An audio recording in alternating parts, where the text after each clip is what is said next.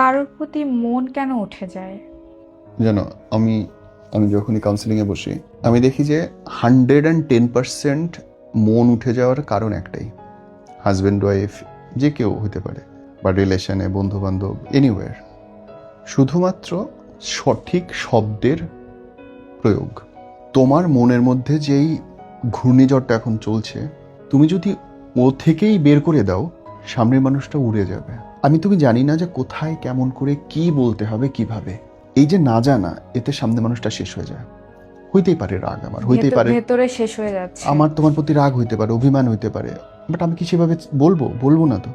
কারণ তোমার হার্ট হওয়ার সম্ভাবনা আছে, তোমার মনের কষ্ট দেখার দায়িত্বও তো আমার।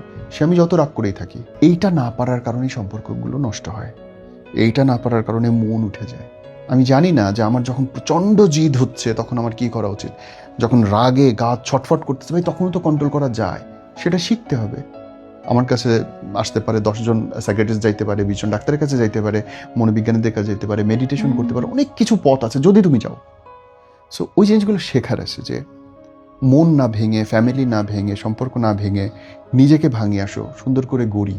আচ্ছা, এই যে মনটা উঠে যায়, পরে কি ওইটা আবার স্বাভাবিক আসে নাকি খুঁতখুঁতে ব্যাপারটা থেকেই যায়? আসে আসে আসে আসে মানে একটা প্রক্রিয়ার ভিতর দিয়ে গেলে, ধরো এমনকি পরকীয়া পর্যন্ত ঠিক করা যায়। পরকীয়া হয়ে আরেকটা বিয়ে করছে, বিয়ে করেন, এরকম পরিস্থিতিতে আসে।